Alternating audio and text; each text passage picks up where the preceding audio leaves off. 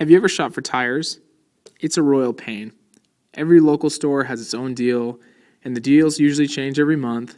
So when it comes time for new tires, it can sometimes take my family several hours to call and shop around. So I had this great idea. What if there was a website that could contact multiple companies at once? In the case of my tire example, I could contact Les Schwab, Brunel Tire Factory, Costco, Walmart, etc. all at once. So I did whatever a young, naive entrepreneur always does. I asked my friends what they thought. And of course, they loved the idea. So although I didn't know anything about a business model canvas, this is what the initial canvas would have looked like.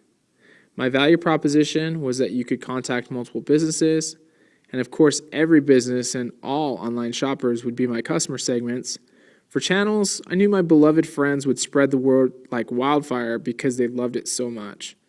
I knew a few key resources and partners I would need, and finally for revenue, I thought $80 a month for businesses sounded great.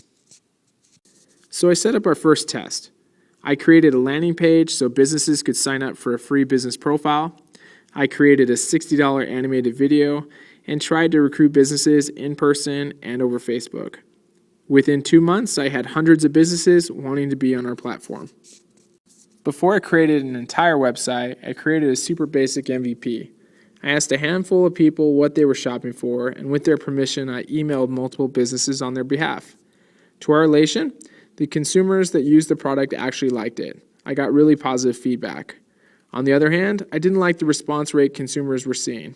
When I sent a request to 6 businesses, only 2 or 3 would respond back, so I knew I had a problem to work on. But as I continued to build the site, I also focused on getting customer feedback. I even went as far as going door to door through a few neighborhoods to talk to my customer base. By listening to my customers, I found a new value proposition. People wanted to see online reviews for the companies on my site, so I needed to figure out how I could be a leader for local online reviews. So I came up with a simple idea. I would give a business prepaid postcards. When a business finished a service, they would simply hand the prepaid postcard to their client, ask them to fill out a quick review, and just drop it in the mail.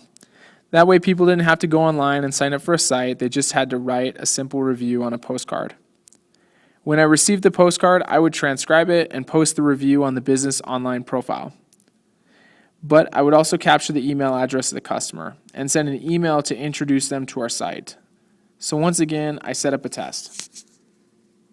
This time I mailed postcards out to 40 businesses.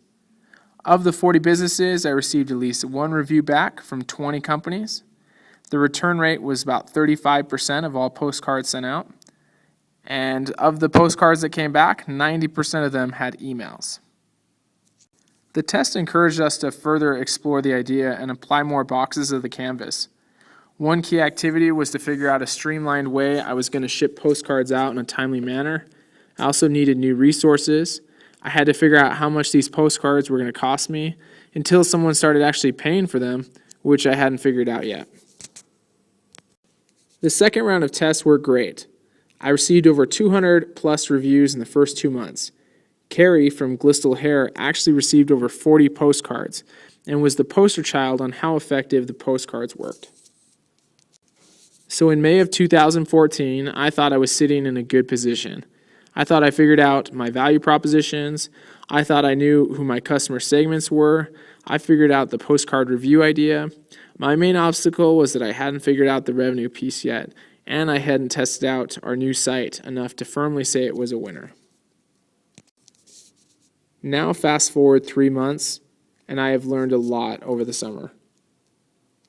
First, through several interviews and emails, I found out businesses were willing to pay me on a per lead basis or with some type of affiliate program. But I found out that cold calling businesses was not an effective way to sign up businesses. When I would call a company and let's say Joe answered the phone, he would say it was fine to list the company. But everybody other than Joe didn't know our company existed, and that causes a bunch of problems.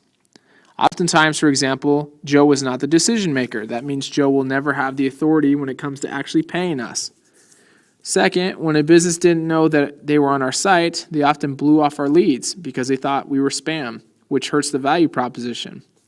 And finally, businesses who didn't know about us were not going to care about handing out postcards, nor would they care about our email updates, so there went our customer relationships. Oh, and remember those awesome postcards? Well, I found out that businesses did not want to pay for the shipping, even if it was the easiest way to get online reviews. That means a lot of dominoes fell.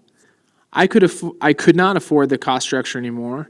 I didn't need my key resources if I wasn't going to pursue the postcard idea, and our value proposition of being a leader for online reviews was also gone. Oh, and one last thing. Businesses were still not responding to leads. Some businesses were too busy, some didn't like the lead, some thought it was spam, some didn't have the infrastructure, but all in all, they were not consistently following up on leads. I did think of a few solutions, however, none were scalable. So here are the winners that were still standing. I had a good, functional, user-friendly website. When businesses did respond, I had awesome customer feedback that our site was indeed the easiest way to shop for local services. So where am I today? Well, I'm using the information I have learned to test out new hypotheses, and I'm repurposing our website for the new business idea. What have I learned? I have to build a business that doesn't rely on small business owners. I have to control my own fate and not put it in the hands of others that don't care. And I'd also say that would include my friends. I have learned what it means to build a scalable business. I think with enough attention and money, I probably could have made something work in Boise, but it wouldn't have worked on a larger scale. And that's why I knew I had to change my concept. Finally, I wouldn't have learned any of this without actually doing it.